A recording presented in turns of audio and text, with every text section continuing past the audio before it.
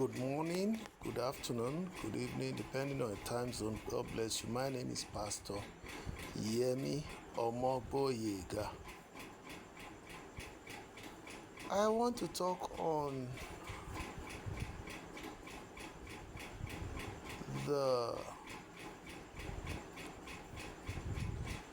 International Children's Day celebration.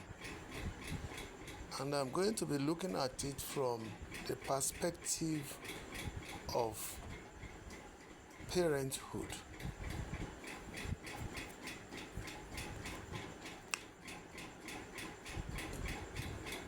First of all, I congratulate all children world over. I congratulate you all. And these children that one is particularly concerned with is children who are below the age of 12 years. And can we extend it a little bit further? Because we are all children. Children who fall into the category of young persons. And these are children below the age of 17 years. I congratulate you all on this day of your celebration, the 27th day of May every year. I give glory to God on your behalf for bringing you to this world, and I pray for you all that you will not regret ever coming into this world, in Yehoshua's name. I pray that you shall fulfill your purpose, you shall fulfill your destinies, you shall impact the world positively, and you shall leave this world better than you met it. May the sins of your parents, your parents, not be visited upon you all, in Yehoshua's name. I feel for you, and as the Lord God Almighty lives, you will record your breakthroughs in this world. You will never regret that you ever came into this world, in Yehoshua's name. I was born on 22nd July 1957, which means I was a child between the age of 0 to 12 years. I crossed that threshold. I moved to the young persons category. 17 years, I crossed that by His grace. Then I moved to the age of maturity, 18 years. That's when you can start voting. In Nigeria in particular, I crossed that. Then I moved to the age of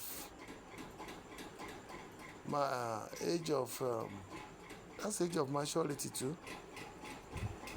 Adulthood. Let me say the age of adulthood. That is the age of 21. This is when you can stand up as a person and say you want to stand for yourself.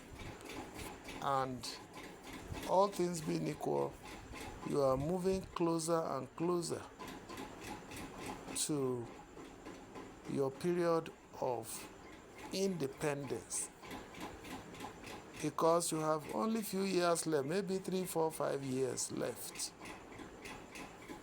to become somebody who ought not to depend upon your parents anymore.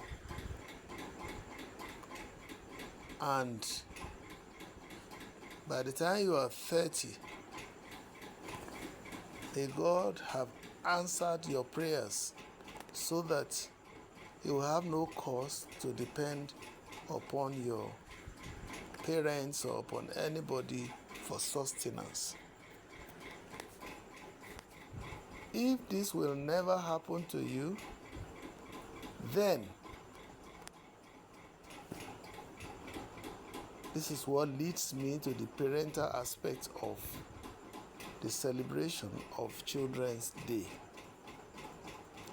If your children will not depend upon you from age 30 and above, when they are supposed to be weaning themselves from you completely and become independent, there are lots of things that we parents ought to do so that our children will be grateful to us, will be proud of us,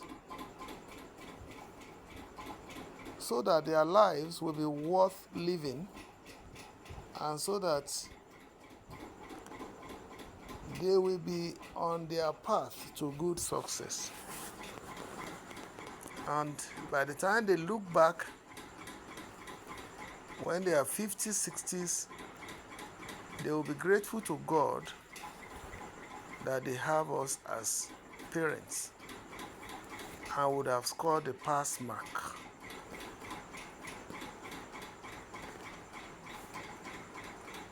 Alas, today, when we look at our childhood days, for instance, I remember my parents, though they were not financially buoyant, but they were caring and they were loving. I remembered my parents. One of their core values is that they wanted it to be well with me. My mother verbalized it. My mother prayed frantically, I want my children to be good children. I want them to be successful children. And she did not hide it away from me. And she practicalized it by doing all she could, even in her state of financial poverty, to cry out loud enough for me to understand that there are some things that are important for me in life to accomplish. Majorly, to know God. Number 2, to have good education. Maybe the third one, to have good moral background, or cultural background, or traditional background. My mother worked relentlessly towards my achieving these her treasured goals for my life. And she backed everything up with prayers. As for my father's roles, I have 2 fathers. And I was so fortunate to have 2 fathers. I have what you call legal father. I have what you call biological father. I lived with my legal father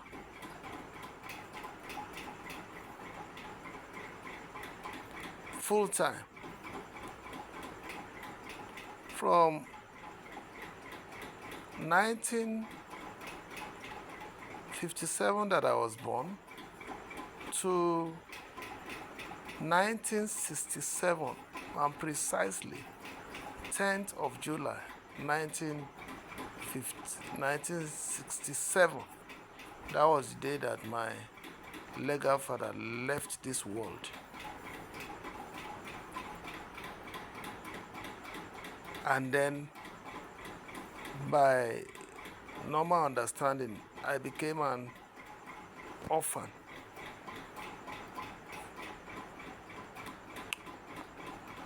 But the lifetime, the period that I spent with my legal father, he did all he could to care for me. Food, shelter. Nothing concerned him with clothing, because I couldn't remember that my legal father ever purchased a single clothing material for me. That was the responsibility of my mother. And my legal father gave me what he had. He was a farmer.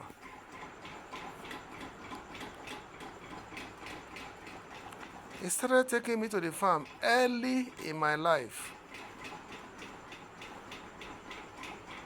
I remembered by the time I was 7 years old, I was already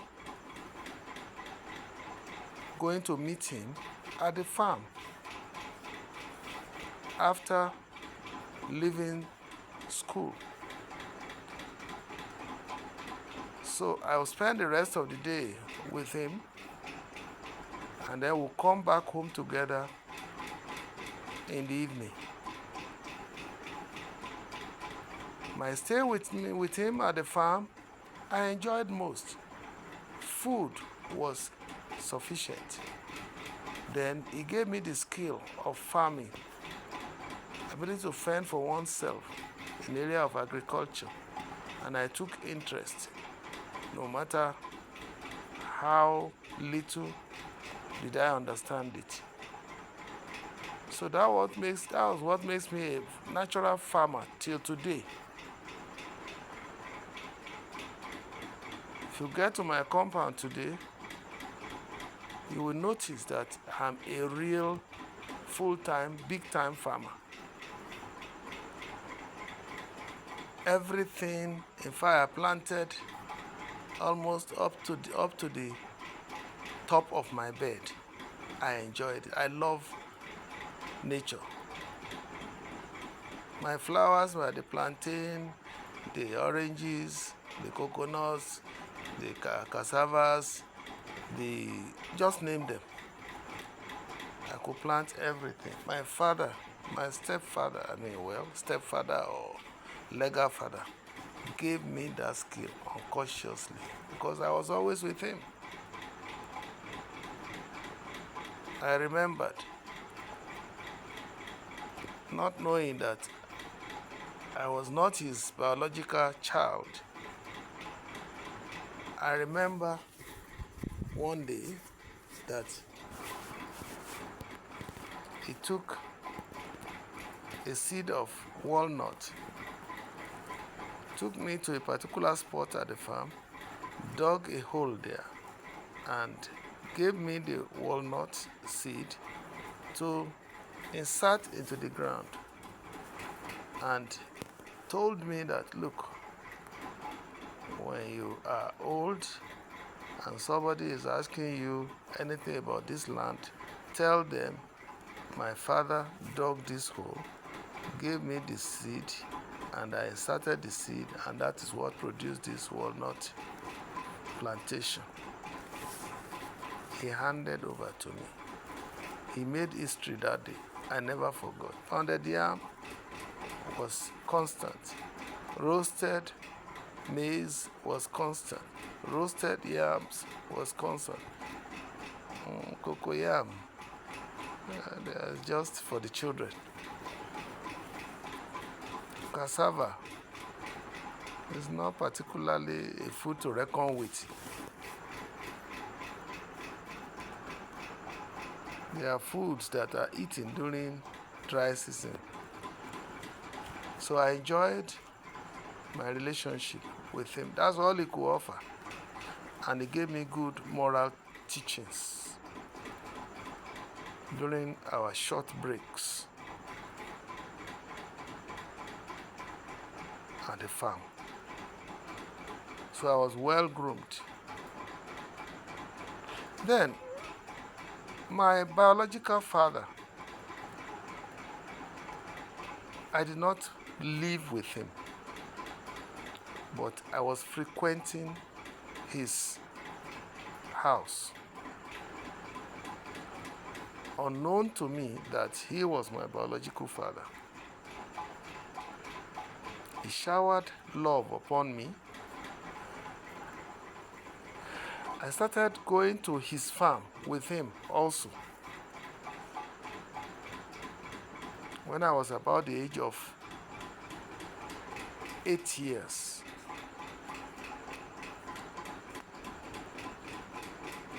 Not on everyday basis, but on weekends. He was a blacksmith. He had his own workshop. We children go there. In fact, that was the avenue for me to interact with my father unknowingly. That he was my father.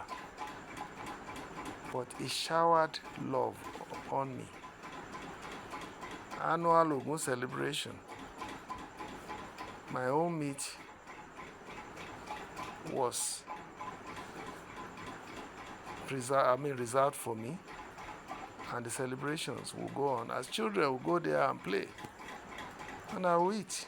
Thank God for my wonderful mothers there, his wives,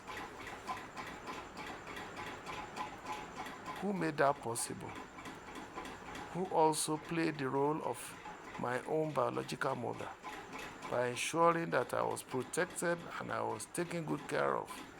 Such love is very rare. I give glory to God for their lives. They demonstrated love and they catered for me very well. I remember them for good today. That's why I said in 50 years, when you are 50, 60 years, how will you remember what will you remember your parents for? I have too many parents. Stepmothers here, stepmothers on both sides. Legal father, biological father.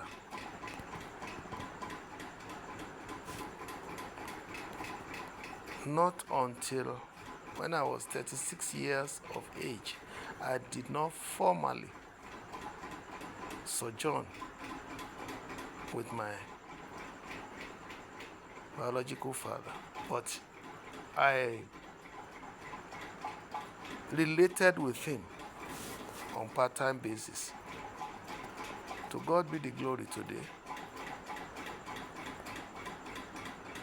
All is well.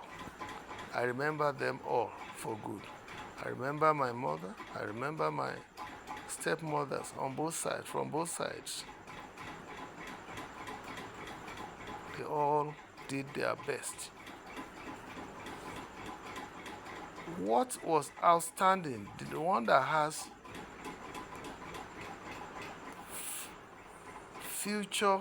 the greatest future impact upon my life, where the 3 or 4 points I raised earlier that my mother introduced me to God, then introduced me to education. God guaranteed my salvation. God also secured my future. That future 68 years ago, or a little bit less, is today when I'm 68 years, by His grace. I look back, I could see that my mother did tremendously well. She did exceedingly well. My father's tried, but my mother did better. Then she added core values, moral. She gave me moral training,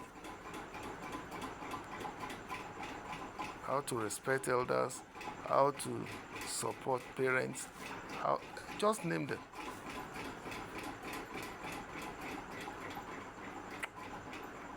So my mother did so well.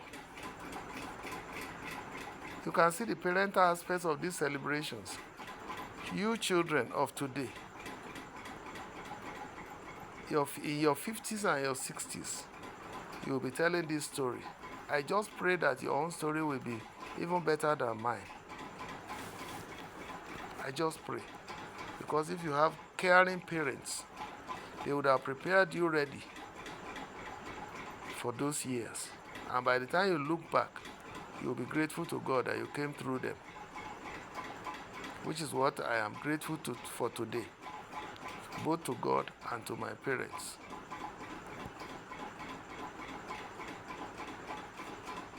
And this is a lesson for parents too. It is one thing for God to give you children. It is another thing for you to care for them. You are their caretakers. That's the perspective from which I'm looking at this message. I will be talking to the parents, I will be talking to the children, all about the same time. Children, your parents are very crucial in your life. Listen to them. Bible will say to children, listen to your mother's instructions.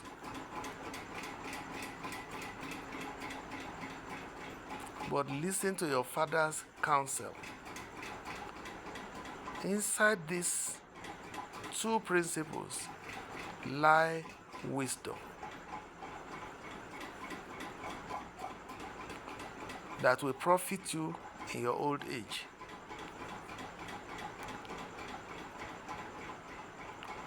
My mother did all she could. Where she could do nothing, she connected me to her relatives.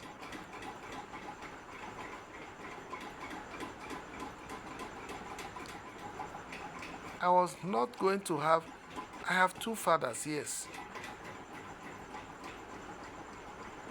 Logically, at least one of them should have the vision to sponsor my education. But they lacked. Maybe the vision, because visionary parents, visionary fathers will struggle whatever they could do to send their children to school. Or maybe it was the vision that they lacked, or it was the financial capacity.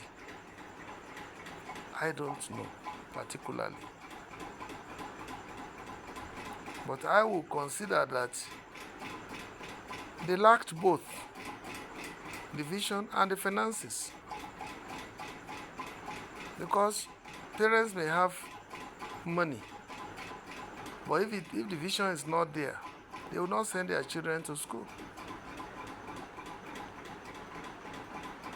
Likewise, parents may have vision, but money will prevent them from sending their children to school.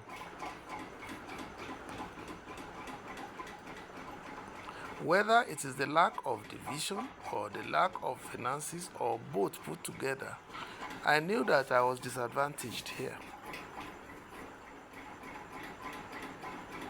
And nobody bothered about the implications. It was my mother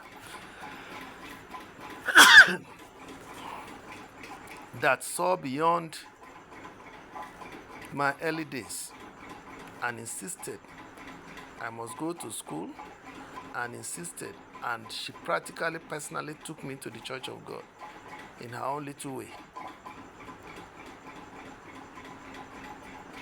And today, I give glory to God that I'm not afraid of anything about salvation, because it is not, salvation is by grace. And I know that that grace will give that to me, because it is not something that you worked for and then you earn. No, it is a free gift. But my mother introduced me to that part, and I'm grateful to God, I'm grateful to her today.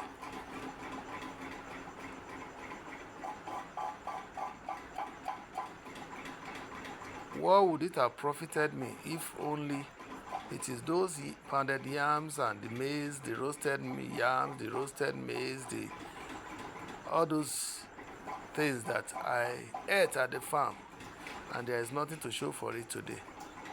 So my mother gave me what was going to be the greatest treasure. I valued the ones that my fathers gave to me, my two fathers gave to me. But I valued more those two that my mother gave to me, three rather: God, education, moral upbringing. The moral upbringing, both my parents, fathers and mothers rather, they did the best they could to give me moral education. I thank them for it. So, I look at myself now. I'm relaying the picture, the videos in my mind of my early days. I knew that I should be grateful to God, I should be grateful to my parents. And I should be grateful to myself for keying in, for making fruitful or the seeds that they planted in me then, for allowing them to germinate in my heart, and that I nurtured them to grow. That is the seeds of serving God and the seeds of educating myself, even when their capacity could not go on. I'm grateful.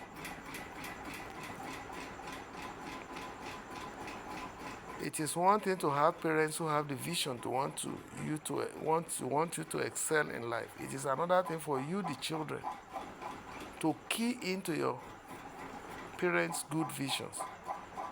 You are sent to school. If God has given you the vision to key into your parents' vision who sent you to that school, you will not drop out of that school. You will not toy with it. And you will not give up on it. That's one thing that sustained me. I'm grateful to them. I'm grateful to myself. I pat myself on the back. Children of today, will you be in a position to tell the story I'm telling today and pat yourself on the back tomorrow? I have relatives who regretted that they failed to key into their parents' visions. And when the time came for them to reap the fruit of their labors, or non-labors, what I'm telling you is what they harvested: regret. If you don't want to regret your life, key into your parents' visions. Be visionary yourself. Follow your mother's instruction. My mother insisted I must go to school. And where her capacity ended, her relatives took over. and I bagged my first school leaving certificate. That's all that my mother and her parents and her relatives, and then her own children, my siblings, late Florence Feintola, Ibitoye, and now late Michael Ajiboye Lubusi. Those were the two figures from my siblings that joined hands with my uncle, now of blessed memory, Israel Olayinka, who paid for my school fees or whatever. I enjoyed free education, but who ensured that I went to that school and bought me books and ensured that I attended and encouraged me while my mother was praying. Financial capacity she did not have, but my fathers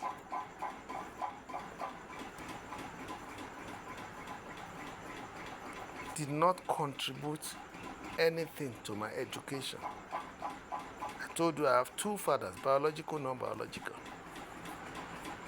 I lived with the non-biological one until I lived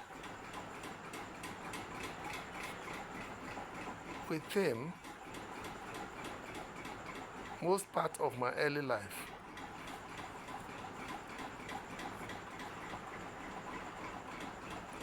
At least the first 12 years of my life.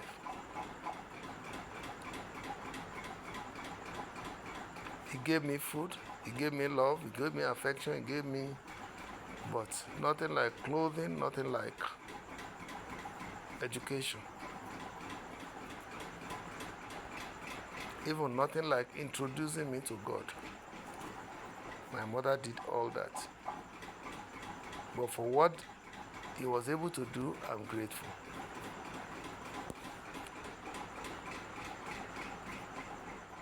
My biological father gave me food, I've acknowledged that.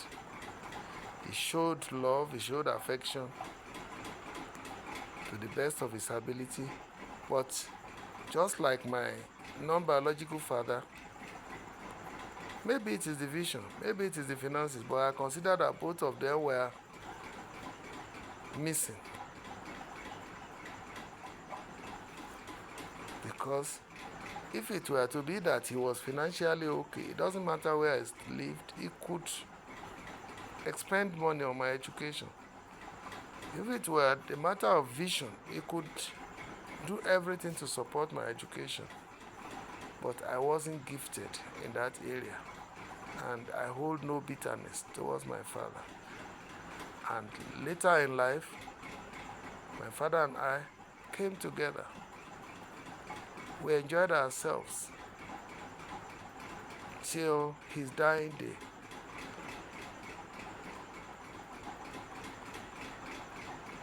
Forgive your parents if they fall short in certain areas, and take good care of them when they are old. That's what I did, and it paid me off. In retrospect, what I've profited from my biological father's home today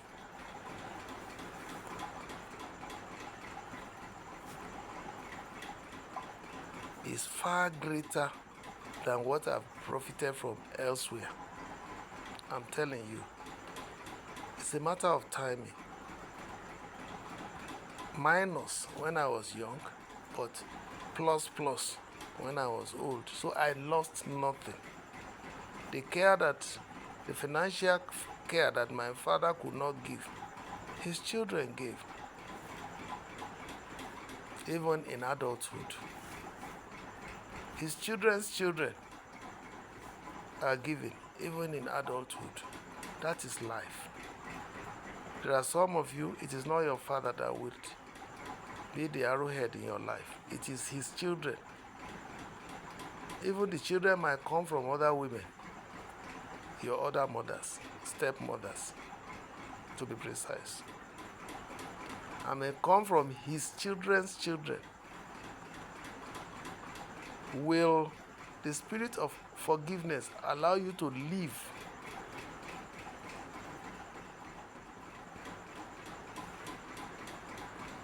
to the point that you realize these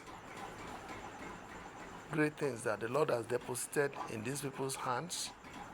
So today, I see my father as having contributed immensely to my life, but through his children and children's children, not directly from me. Will you wait until God rewards you? I recovered everything I lost.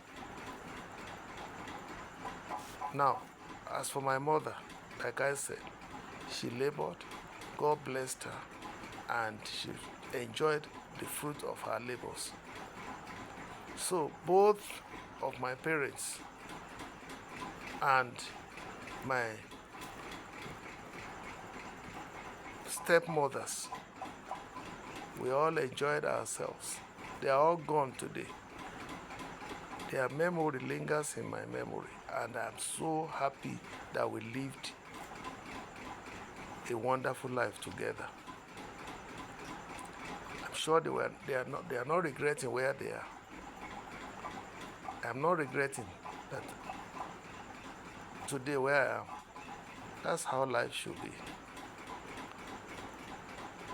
Now, for parents, please, don't bring children up to this world without caring for them. Don't bring them up, raise them in anticipation that solely it is others that will take care of them. Because the world is now moving towards a situation where mind your own business is the issue. I believe it is the world of today. Maybe I would have missed it in life if my siblings were not caring. I can see that siblings don't care for themselves today. Everybody is pursuing their selfish ambitions, not minding interrelationship. I have a slogan for my children, which I taught them when I was young. They were young. I said, God will prosper you all, and you'll be economically independent such that none of you will look up to one another or beg for bread from one another. None of you. But you will be socially connected. Everybody is pursuing economic independence. Nobody is connecting with their siblings. That is the trend I see today, in today's generation. If my mother and her relatives were not relating, socially connected, where would Uncle Israel have had the opportunity to train me from primary 3 to primary 6? That is my uncle and my siblings. How would that opportunity have come to me when the going was rough and tough? My uncle took me over, and he paid for my school fees, bought books for me. No, he paid for my, he bought books for me because I was enjoying free education, courtesy late Obafemi Awolowo's free education policy. All this combined together for me to excel academically. And children, please take note of this. Where the capacity of your helpers ended, please call upon your God and buckle up to take yourself to the next level. All the capacity of my helpers academically ended at giving me first school living certificate. Armed with that certificate, I sought for employment commensurate with my level, and I found laborer's work. We call it factory operative. Do manual jobs, get the money, and I got the money, and I started investing the money in furthering my education. And I never relented until I became a university degree holder and a competent professional in my chosen field of endeavor.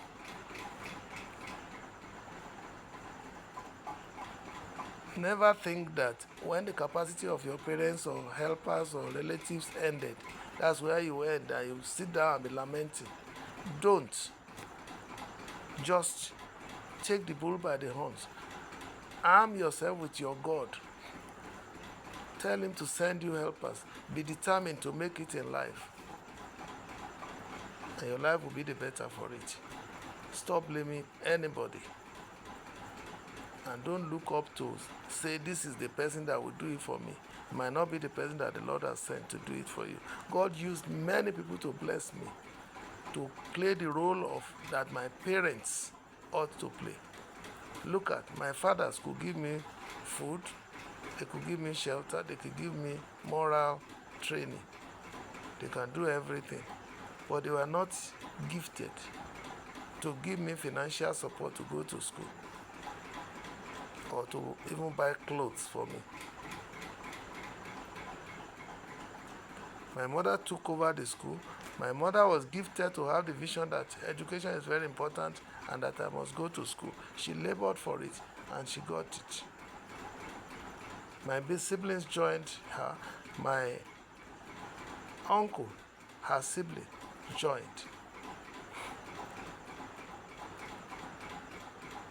All of them combined, they gave me first school living certificate, for which I will be very grateful. But that certificate became a seed in my life. I improved upon it and I got higher degrees. Never sit down somewhere and be lamenting. Another thing can discourage you.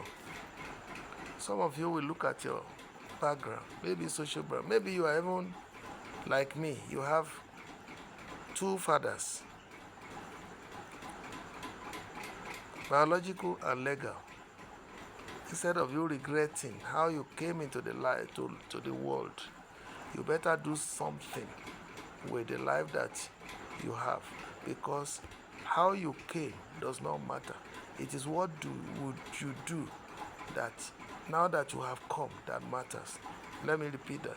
How you came, whether you came through wedlock or outside wedlock, it doesn't have anything to do with what you become in future. Provided you are visionary, provided you are determined, provided you desire and you are ready to pay the price to get to where you want to go to in life.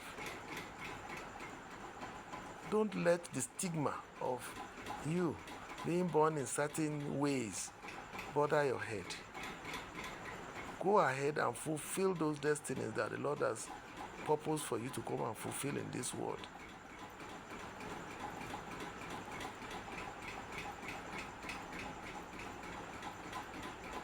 Put those one things in the past and forge ahead for the greater goal of making it in life and of making it to heaven. So that's the kind of the worst thing that could happen to you. You will be discriminated against. Some people might even mock you. It doesn't matter. Jephthah was mocked.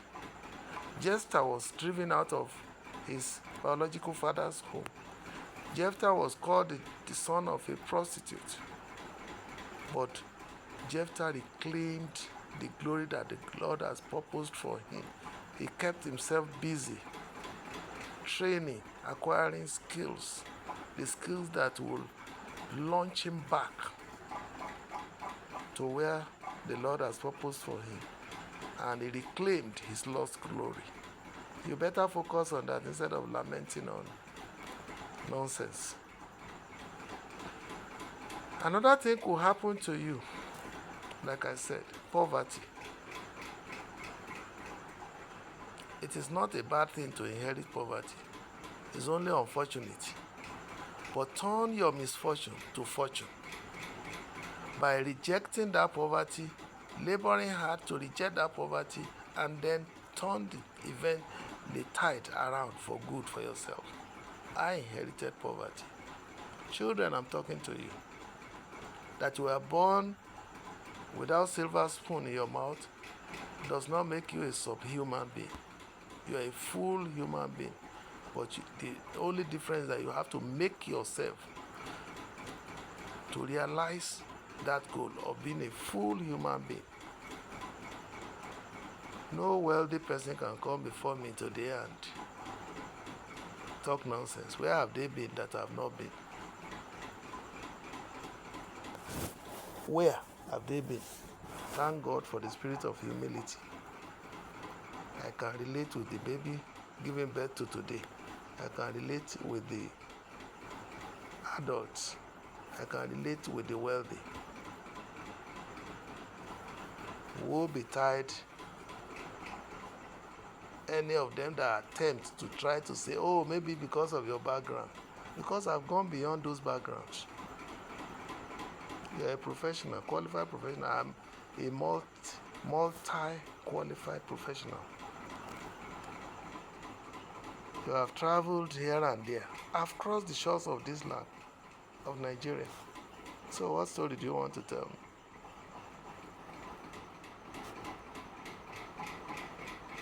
What hotels, top star hotels, is it Nikon Hilton hotel that you need to Nikon, is it, what do you call Nikon Noga hotel or whatever you call it, or is it Sheraton of this world that is important in your eyes, or that you lodge in for one night and you begin to be slowly headed? I've crossed all those boundaries.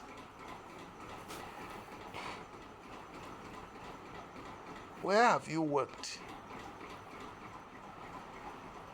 that makes your head swollen? I've worked in better places. What position have you held that makes you swollen-headed? I might not have been the chairman of any organization, but I've worked with a multinational, international organizations in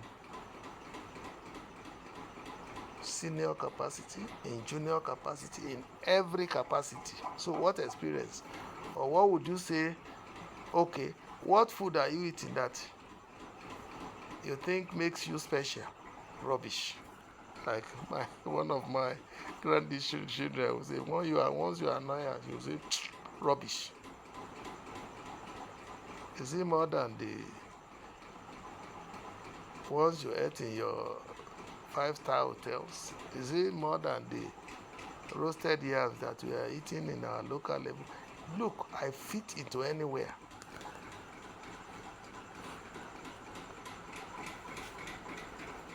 So I'm not considering anybody else. I can be humble. I can bring myself low. I can, because I have no tendency for pride.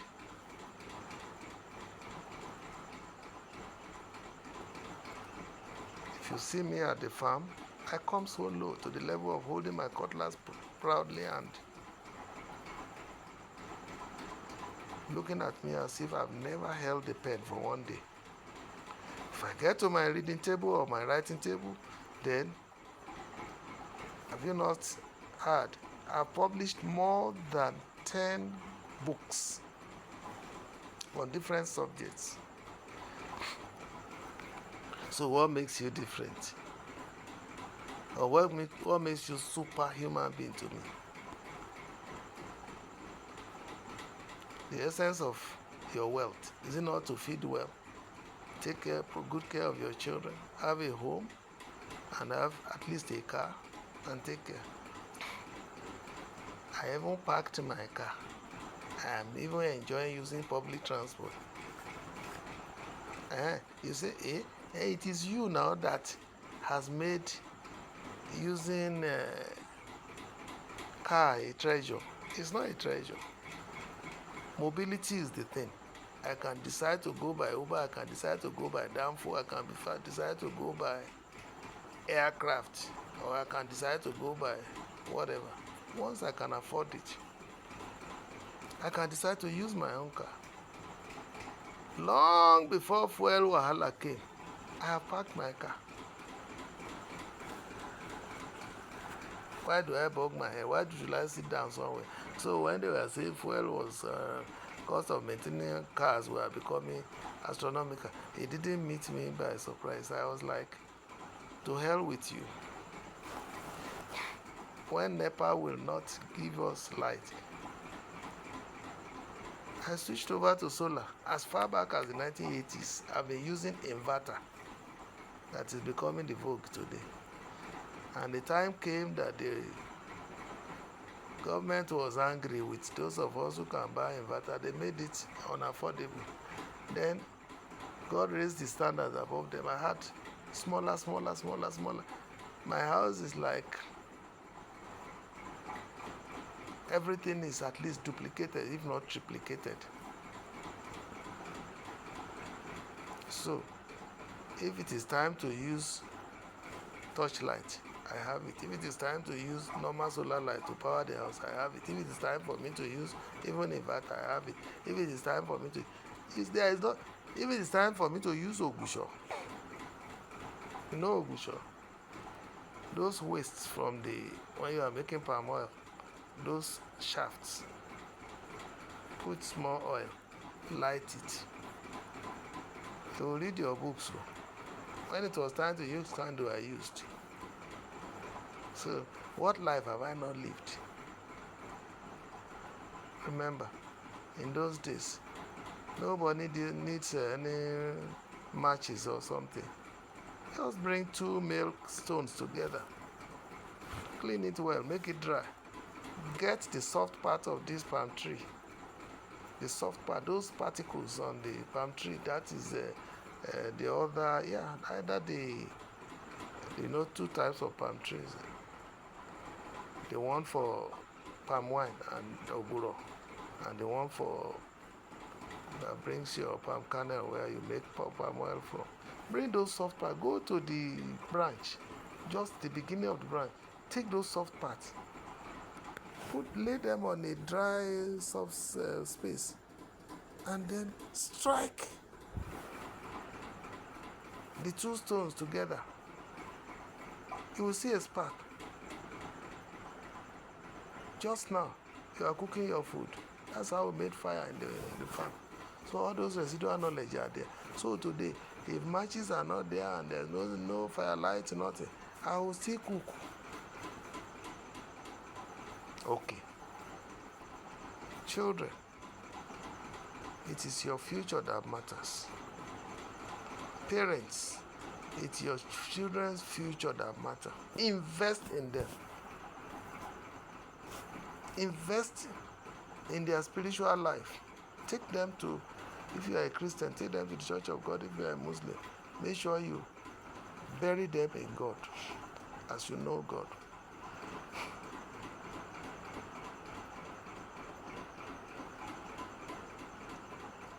Then give them education. If parents fail to give their children education, they have provoked those children to anger. And then if parents now source division and pay the tuition fees for their children to go to school, and the children fail to complete that education, they have truncated their destiny. They have failed their parents. They have failed their future. They have failed themselves. God and education. Moral content you can learn from anywhere. Home training you can get from anywhere. Get the knowledge of God. Hosea 4:6. Don't perish for lack of knowledge. Get the knowledge from education. There, your professional skills will come, and you'll be able to export yourself beyond the shores of your land. Parents, I will admonish you.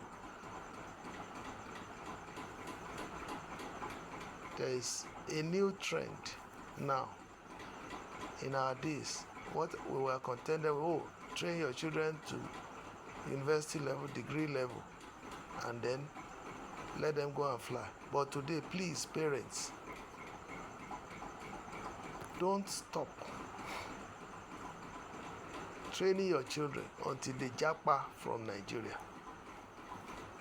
Japa is one of the key things now,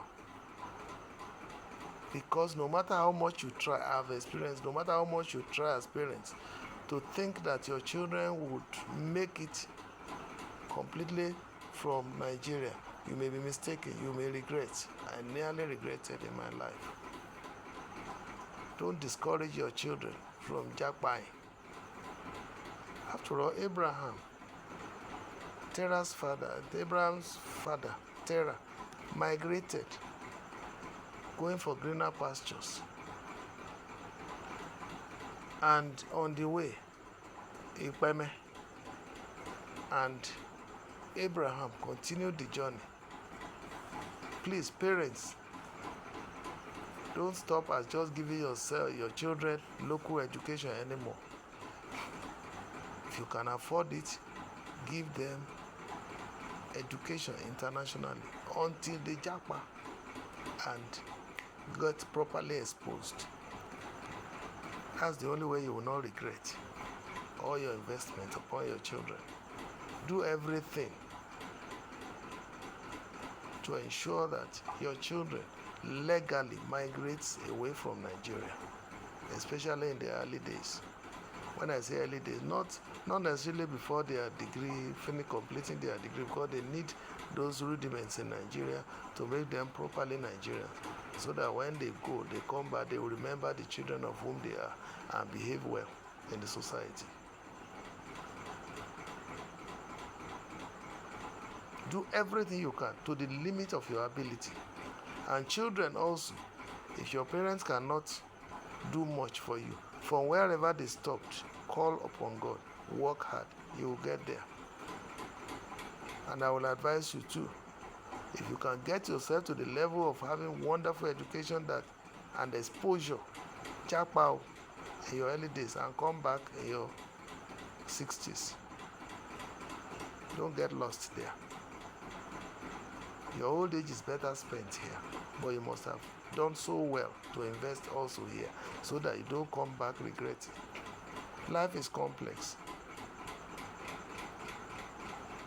This is the very first time I will do a video on International Children's Day. And as I've prayed for you, children, early in life, those of you who are children today, that you will live a fulfilled life. I also pray for parents who would also do everything to uplift their children, that you will live to enjoy these children. They will be merciful children towards you in your old age. Children and investments. Investments that is worthwhile, that is worth paying any price to sacrifice to make sure that your children are educated. Then knowing God is very important, because if your children are not trained the way they should go, the way of the Lord in particular, they may be so financially buoyant, or they may be bankrupt spiritually, and they may be counterproductive in your expectation of a good old age, expectation of having merciful children whom you can be proud of. They can become cultists, they can become anything evil, and their lives could be terminated abruptly. May we all not weep over our children in your rituals. Let me stop here. There's so much to say, but let's take this, because the video is getting long. God bless you. Please subscribe to this channel. Share these videos to parents and children alike. Your children, everybody's children. Share it across social media platforms. A little here, a little there. The future of our children will be secured. Secured in God's hand, and secure in parents' hands, and secured in their own hands. Comment as you deem fit, and then subscribe to this channel. We want to get to the 1,000 milestone, 1,000 subscription milestone. If I had been gossiping, I could hit that in a day. But I prefer something that will profit you. That's why I'm doing this. I don't mind not getting there so soon, but getting there with the hindsight that I'm adding quality into the lives of the people, spiritual quality, and then the kinds of discussions that will elevate your life, not rhetorics. God bless you. Have a very wonderful day. Bye for now.